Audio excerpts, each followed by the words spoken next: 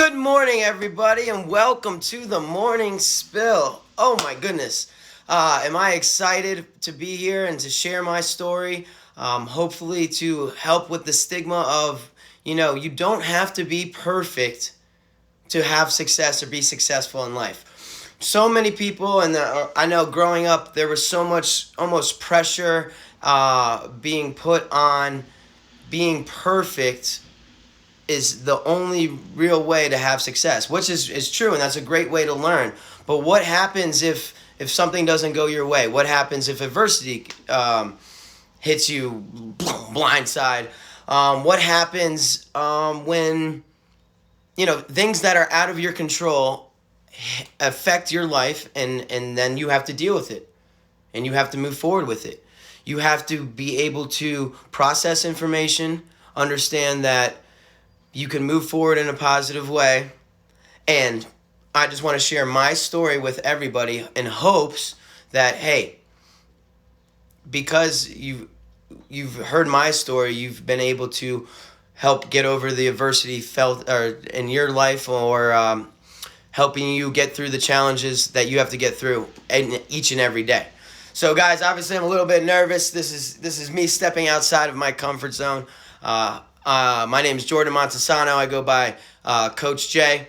From Maryland area, moved to Northeast Pennsylvania in fall of 2018 with the goal of building an elite lacrosse program and giving the kids in the Northeastern Pennsylvania area the opportunity to get the college exposure. Exposure to college coaches.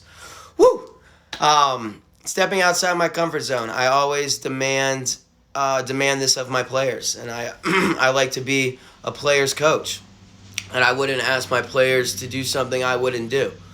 So here I am stepping outside of my comfort zone, being vulnerable, but in hopes that it'll help inspire somebody else or help motivate somebody else, where you could look back on your life and think about how many decisions, if you made one decision differently, if you just made one decision differently, how different your life would be. Like if you took a different way home, or if you did something, like, it's just crazy. You just never know. So instead of living in like what if land and poor me land, and feeling kind of sorry for yourself, let's figure out a game plan.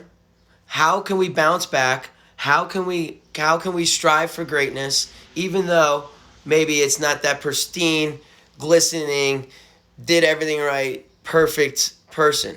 Because everybody talks about being perfect, but nobody is really perfect. There's very few people that, perfect is impossible, but in that like perfect 5%, there's not many people. So let's, cut the BS. Let's not all act like we're invincible.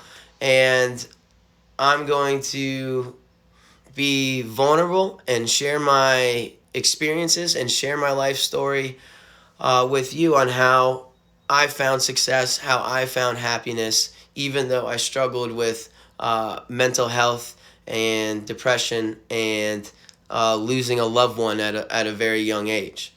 And there's a lot of adversity in that. I'll kind of get all into it now. I'm in the zone now. I'm comfortable. Thank you guys. A little rough start there, but hey, only up from there, right? Appreciate everybody joining and the support. Hopefully we'll share it. We'll knock this out of the park, and we'll keep having fun, and this will just grow and grow and grow. I want to tell my story, and then start bringing in people and just consistently be motivating and helping people, from different perspectives. That's how you have to be a listener to grow. You have to listen to grow. You have to get multiple perspectives, and you have to understand, where the other people are coming from. Everybody has an opinion. Everybody has feelings. Everybody's been through something. Everybody has different experiences. So instead of being ignorant to them or think that you know everything, like I used to be, embrace it. Embrace it. Learn. Ask questions. Be curious. Be a kid when it comes to asking questions. Well, why did you think this? How did you do that? Well, what happened when this happened? How did you feel when this happened? It's just so much of like unspoken like wall with being real, and I hate it. And that's not me, and that's not the program that we've built. And we're honest with our players. Our players are honest, with me, and we'll see what happens. We've been here, since 2018. The Rattler program, we were officially established in 2020. January of 2020, we started the NEPA Rattlers. I started at Wyoming Seminary College Prep October of 2019. Unfortunately, we didn't have a season to COVID, so this first season was our first year together as a program at Wyoming Seminary College Prep.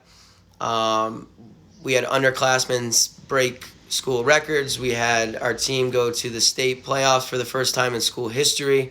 7 out of our 10 starters were freshmen or sophomores. The NEPA Rattler program started off just with the boys program with 13 kids. It grew to 80-something kids in our first summer.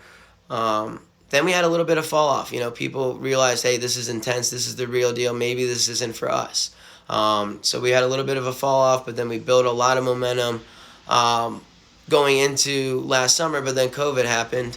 But we pushed through, and obviously for those that were felt safe and trust our processes and our health procedures, we had a great summer last year. We had a great fall season, and in between that summer and fall, we launched our girls program. So we have great coaches in our girls program. Shout out Coach Sarah, who runs our girls program. Shout out Coach Dixon, who runs our boys program, and is my assistant at Wyoming Seminary College Prep. It wouldn't be possible without people like you guys giving your time and commitment. It also definitely wouldn't be possible without people like Greg Fisher, Mike Evans, and Colin Gatrone. So it's very, very, you need to make sure your people feel loved and appreciated, and I try to do that as best as I can. But here we go. So for me, that all wasn't possible a couple years ago. 2018, I wasn't coaching.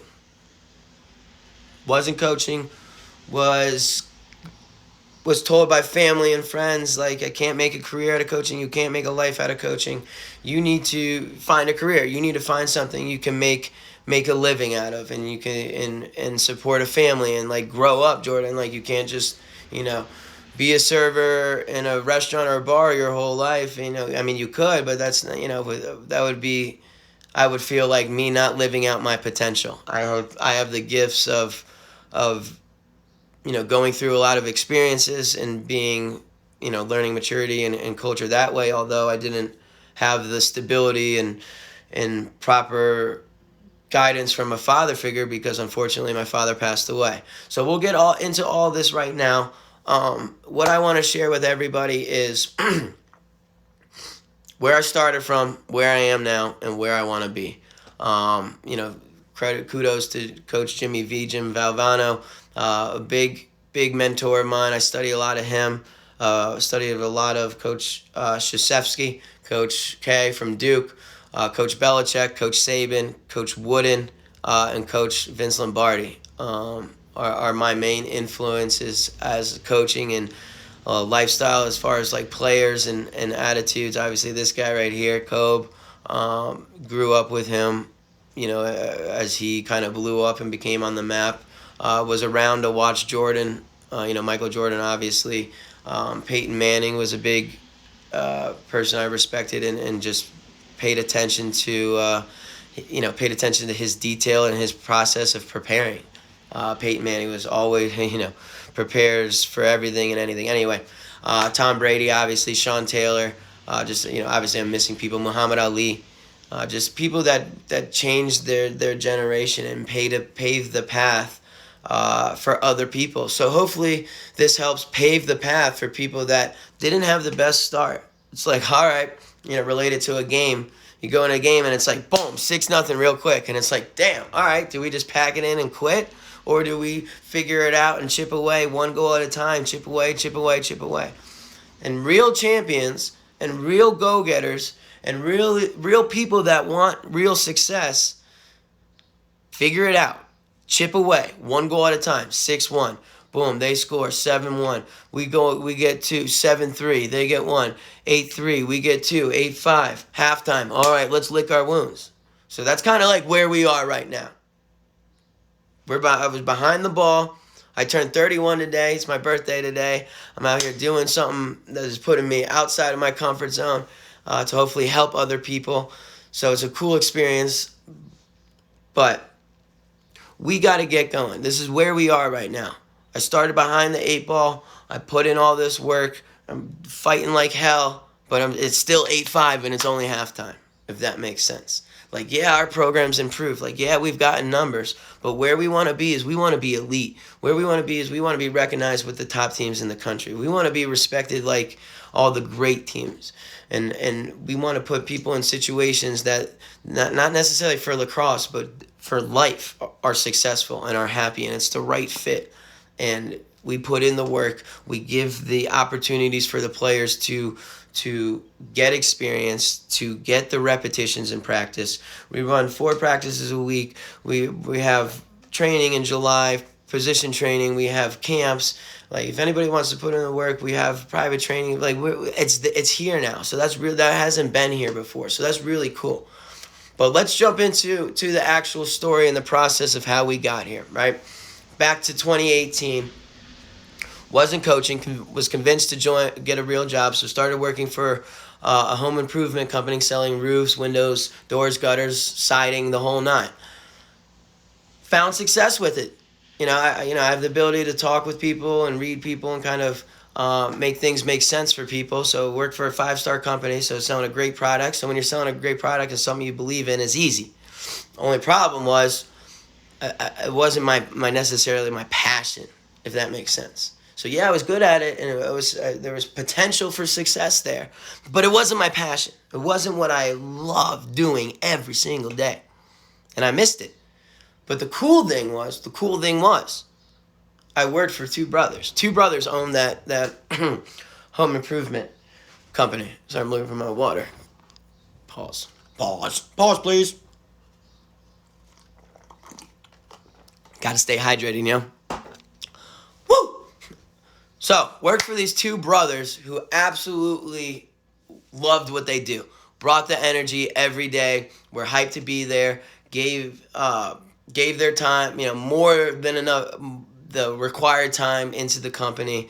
And that's why it was successful. These 2 brothers balled out and loved what they did. And I was like, every day I would sit in that morning meeting and I'm like, damn, like this is the energy and this is how I felt when I coached. When I was coaching lacrosse, this is how I was every day. I was excited, enthusiastic. That was my happiness. So I had to figure out a way to get back into coaching. And it's like, well, Maryland market is so flooded. It's really hard to start a new program, especially me not being like a high level D1 player or previous coach or whatever. It's just hard to be like, hey, I'm really enthusiastic and I got a lot of fire and I know the game. Come play for me. When there's like, hey, I played at Syracuse. Come play for me. And it's like, all right. So I had to kind of figure out, where I could get back into coaching, but also try and make it my life.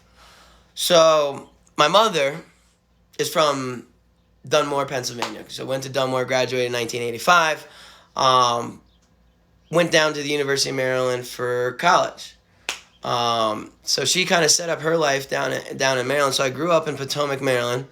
In one of the top 25 ranked areas to grow up as far as school, wealth, and connections go. So I had that experience, but spent so much time in northeastern Pennsylvania in the Dunmore area where it was small town, town festivals, everybody. It's just a very weird, almost yin and yang of experiences for me between, my summers up in northeast Pennsylvania and going to school and playing sports in Potomac, Maryland. So right off the bat, I already had a variety of experience, like growing up and understanding different perspectives.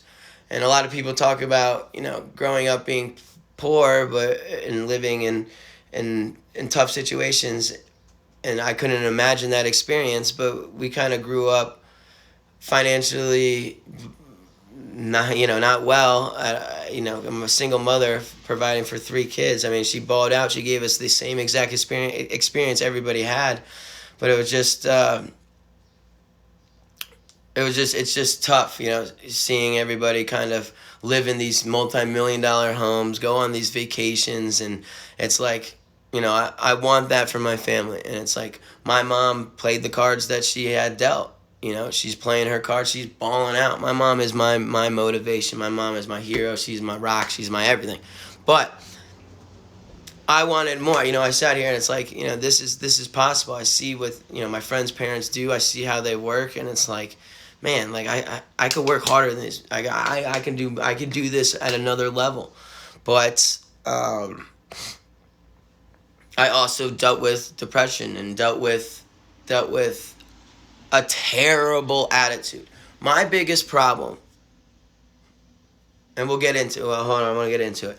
I won't get into that yet. So I grew up with that situation. We grew up with a lot of time in Potomac, Maryland, a lot of time in Dunmore, Pennsylvania, and it's just polar opposite worlds. So moving forward through high school, I finally got into lacrosse in 8th grade. But my father, unfortunately, when I was a sophomore, passed away in December 14th, 2005. Lost my dad. And this is the first time I'm ever having this conversation. I don't think I properly mourned or didn't give myself any kind of grieving process at all. I was in school the next day. Next day I found out I was in school. Didn't miss a day of school. Didn't miss a practice. Didn't miss anything. But I never really processed it or talked about it. I've recently started talking about my dad more than ever now, who's 16 years later, where I finally am like reading on how to grieve and what steps should be taken. And it's been a huge relief. I've seen a difference in my life. So mentally, what my dad taught me though, and he was a younger guy himself. He died when he was 39 or 38. He didn't make it to 40. But anyway, so he was like my age with a kid, and it's like, man, I'm still growing. I'm still learning. Like, if you are on the later path of like maturing and figuring out life, some people figure it out and are ready to have a family and kids at like 24, 25. That's not me, and that's not, so there was had the old school mentality. My father did. The old school of like, he used to always tell me, my dad was awesome. So he used to tell me, jokingly, but like kind of serious, like, you go to a party or meet a new group of people, or you're out, you find the biggest dude in the room or the toughest looking guy in the room, and you go and punch him in the face. And it's like, it's so like, backwards, and like the bullying. He was a bully pretty much, and had that bully mindset. And obviously he was a bully because of his mental health issues that he chose not to deal with, and the demons he fought, with addiction. And that's kind of why, learning about psychology now, his mental health led him to kind of act out the way he acted. And that, me just being around him enough, you hear these things. My dad was real for sure, and couldn't stand fake people. So I just got a weird, not a weird, but like that old school mentality of like alpha male bully, like be loud and obnoxious. That's kind of like what I learned. So then when he passed away, and I didn't like give myself a chance to grieve or mourn, that blew up.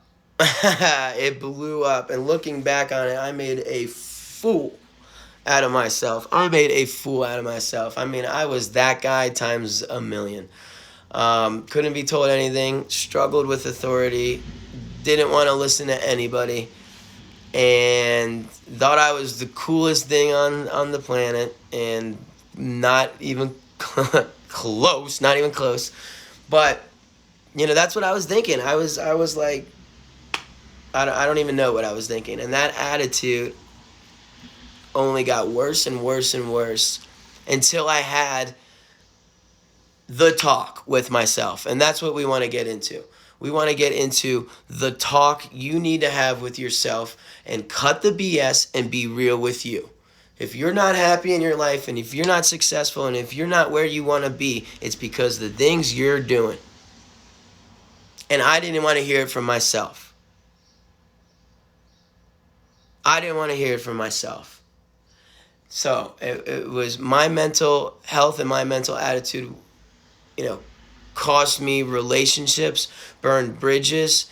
I was just stuck, and I didn't want to hear it. And finally, I was just, sick of it. And it's like, I need to make a change. I need to do what I love. I need to figure out a process to move forward and to get out of this rut. This can't define me. I can't be defined by this. I have to be able to change. You have to change. Jordan, you have to change. You cannot be this. I was sick. I was disgusted with who I was. Pretty much lost close connection and contact with all the people I loved and cared about. All of my close friends, it's like that weird, talk to them on holidays and birthdays and not ever like it was. And it's just like, well, damn, and that's on me, and I have to own it. I have to own, I'm 31, when I moved up, I just turned 31 today. When I moved up here in 2018, I moved up here with no money in the bank, no car, half a U-Haul full of stuff because I didn't have anything. And I was 28 at the time. It's like, Jordan, what are you doing? So we had to move forward. So this is what you have to do. This is what you absolutely have to do. You have to be real with yourself. You have to be honest with yourself. You have to go through the boxes. How is my mental health? Am I doing things to sharpen my mental health? Am I talking? Am I communicating my feelings? Which is very, very important. You need to communicate your feelings with somebody. That's important. And I finally started doing that. I seeked help and talked to a therapist. And that helps. And it just, makes you kind of feel like human. And it's like, okay, it's okay to have emotions. We're human. It's okay to be mad. It's okay to be jealous to a certain extent. And it's okay to be frustrated. It's okay to be angry. But you have to control your emotions, understand your triggers and what triggers you, and have a game plan. You need to have a game plan. So this was my game plan. I was like, what are my strengths? My strengths are, I know the game. I know the game in and out. I figured it out. I grew up playing quarterback and middle linebacker, so I understood reads and responsibilities. So when I was taught the game of lacrosse in 8th grade, I was like, okay, figure out the actual game of lacrosse, and then everything else kind of fell into place where I could use my athleticism, whatever. Okay, so I know the game. I'm really good at motivating people. I'm really good at getting people to go a little bit above what they would normally get. Get the best out of people. I'm good at that. Okay, so every coach has some kind of system. Every coach has some kind of system. And the main thing is filling your weaknesses with other people's those are their strengths. So as I mentioned, all those people that we have in our circle and our team, their strengths kind of fill all the weaknesses in the program, and that's why we've been able to have so much growth. But every coach has had a system and had a process. So if I'm going to live my life to my potential, if I'm moving to northeastern Pennsylvania, I want to give exposure and opportunity for anyone and everyone who wants to play college lacrosse. Okay? Anyone and everyone who wants to play college lacrosse, I want to give them that opportunity. I also have my job and my responsibility at Wyoming Seminary College Prep, where that's my family, and that's my I mean, Rattlers are my family too, but that's like the everyday grind. That's the job. That's the that's two separate things, and a lot of people don't understand that. So it's like when I greet people with open arms and bring, want to coach kids and get them better, I'm giving those kids everything because I want them to be great, and they don't necessarily have that opportunity, and that's out of their control, and I think that's BS. So I want to give them everything I have. I want to give them that opportunity. Go get recruited. Go show what you're worth. Go show that you put in that work. Okay? So one of my role models is also my grandmother. So I talked to my grandmother, Grandma Mary Montesano, about how I could kind of put all this into perspective. And we came up with the idea of it's best to learn and understand things instead of threes. So it's really easy to remember three things, right? Or process three things of information is a lot better than overwhelming people with too much, information overload. We don't want to do that. So we came up with the basis of everything that we do, everything we do in our culture is living life in 3D. So everything we do is with dedication, discipline, and delivery. And so we came up with that nucleus idea and that concept. And then I was like, well, it's definitely more than that, but that's a start. So then we dove in a little bit more, and I was like, well, what if we kind of layered it, where each key item, so dedication. Well, what's the 3 keys now to dedication, right? What are the 3 keys to discipline? What are the 3 keys to delivery? And then you do another layer, and then you look at that bottom root level, and all of a sudden now you got some depth. Now you got something to work on. Now you got something to compare and contrast. And then you got your checklist. Okay, am I doing this? Okay, how's my image? Is my body language good? Am I making eye contact? Is there a presence when I enter the room? Do I speak loud and clear? Or am I mumbling hesitant and my shoulders down and my head down? Most kids will go, hey coach, like this. Very few go, hey coach, how you doing? Good to see you today. Very few. But we're trying to make it, every kid does that now in the program. Every kid, we're working on life skills. We're jumping around a little bit here. So for me, my rock bottom was that conversation I had with myself. It was like, dude, you are that guy. You are a freaking asshole. You are a jerk. You are a douche. You have no friends. You have no money. You are going nowhere in life. Whoa. Well, I was like, shit. So, instead of having the poor me's, instead of letting that define me, instead of letting that ruin my life or run me down the same path as my father with addiction and alcoholism, and letting that define who I was, I put my foot down finally. Long overdue. Put my foot down, made the changes I needed to make, got the foundations I got, and then started moving forward. So we came up with that 3-key tree, right? And then I met with the team I was coaching at the time. We called it Leadership Council. And we worked a 3-key tree for our identity as a program. And my little brother was at Syracuse lacrosse camp, again, 6th grade. And when I heard one of the shirts said Head, Heart, Hustle.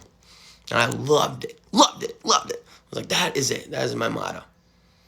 So we took Head, Heart, Hustle, and we made a 3-key tree with that. And then all of a sudden we compared the two, and it's like, this is it. This is the culture.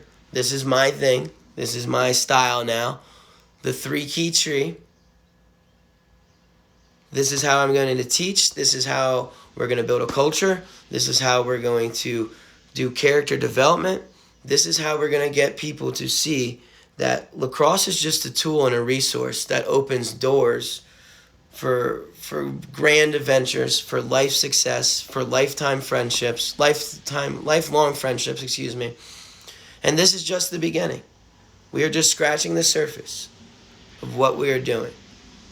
So 28 years old. No insurance, no credit, no money, no furniture, some furniture, bed. But 31. We have over 200 kids in the program. We are growing exponentially. We just had 22 kids commit to play college lacrosse from our 2021 class. And that was just in 3 years. Just in 3 years, we have made that 180 swing. It's not easy. It is absolutely not easy. But it is possible. It is possible. So thank you guys for joining me for episode 1. Hopefully you got a little bit of understanding of where I came from and that conversation you need to have. You need to be honest with yourself. You need to be honest with yourself and your standards. Are your standards setting you up to be successful, or are your standards setting you up to stay where you are or to regress, which is even worse? Raise your standards. Raise what's okay with you in your life. For me, I had to cut out like drinking. I really don't drink too much. I don't go out too much. I work. That's all I do is I work out. I've lost 45 pounds. It's crazy. Lost 45 pounds. I'm back in good shape. And I think the area is now just starting to buy in. There was a lot of resistance. Obviously, changing is tough, especially when you're coming from like the guy that I was. I left a stain on a lot of people, you know what I mean? Like I left a bad taste in a lot of people's mouth. So it's like when I come back and I interact with these people again, they still think it's the old me. They still think it's jerk, I was always a good person, but just let my standards slide kind of, but now it's like I'm on a whole different level. So how did I get to the next level? How did we level up? How did we get to where we are now? It's only up from rock bottom. That was the toughest conversation I had to have with myself. I had to be honest. It's like, dude, you're the problem. So you have to fix. You have to fix it. And obviously things weren't so easy for me growing up, and that could have been an excuse. And I used it as an excuse. Oh, well, this happened. Well. Dude, shut up, suck it up, make moves, let's go. And let's grow. That's the key. And each and every day, you have to look at it as this day is so important to my end goal. That's what's helped me. It's like today is important. Right now is important. Me stepping outside my comfort zone and sharing these things with you guys is important because it will help. If it just helps one person become great, then that's a huge victory. Everybody, that's a huge victory for me. If I can help one person not deal with what I had to deal with, if I can help one person overcome the adversity before they dug themselves such a big hole, if I can help one person realize that they haven't even come close to tapping into their potential, and like once you find out what you love and what motivates you, then you, that's the start. But then you take that and you run with it and you go, baby, you go. So this is just the beginning. This was rough. I'm sorry. I will get better with my podcast and my wording as we move forward. So thank you for coming on this ride. I hope you guys help share my story. And next Monday, we'll pick up on the move up to Pennsylvania and what happened, where my mindset was. We'll talk a little bit on some more stories and share the process that was coming up here, chasing my dream of personal unique success to me. And hopefully it'll help motivate you. Hopefully it'll help inspire you. Hopefully it'll help you overcome the adversities in your life. Because I thought I was done for. I thought this was it. I'm gonna be selling roofs for the rest of my life. And if I didn't have that inner, I don't know, that dog in me that want to be great, it would have happened. I would have settled with my life. And I am so happy and so thankful that I didn't settle. I took a risk.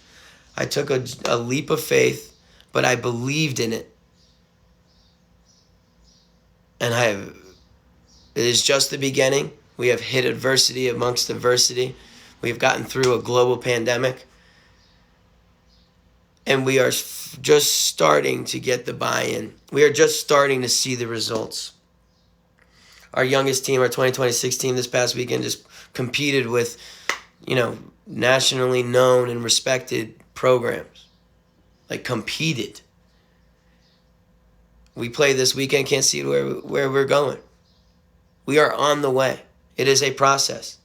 First couple tournaments and years, we're getting beat up 10-0, 9-1, 9-2, and now it's like, now we're competing. The only way to grow is to go through the adversity. The only way to be the best is to beat the best. The only way to develop, though, is to train. You have to develop your skills. You have to sharpen your skills. Like doctors had to train. The best doctors put in more training than the other doctors, right? The best artists put in more training than the other artists. Obviously, some people are more naturally gifted at those things, and that's okay. But the best of the best, they put in the work. I want to be the best of the best. I want to be elite. And I told my boys yesterday, there's nothing wrong with being average. But I don't want to hang out with average anymore. I don't want you to be a distraction. And I've surrounded myself with only people that are ready to go to the next level and are ready to help me if I need help. And I'm ready to support them and help them if they need support. And we have something very, very special in the makings. So once again, I hope you share this journey. Tune in next week, next Monday, 8 a.m. We will get into the 3-key tree and get into hopefully me being a little bit more loose and funny, getting some laughs out of you guys. We'll get into what happened when we moved here. We flopped. We fell on our face. But it's okay. We got back up. Once I had that self-conversation, I understand, how did we change? Now, what were the steps taken? How did you actually change? Right now, I'm just talking about it. We'll show you next week. Peace and love, guys. Take care. Have a great week. Have a great week, everybody. Let's go.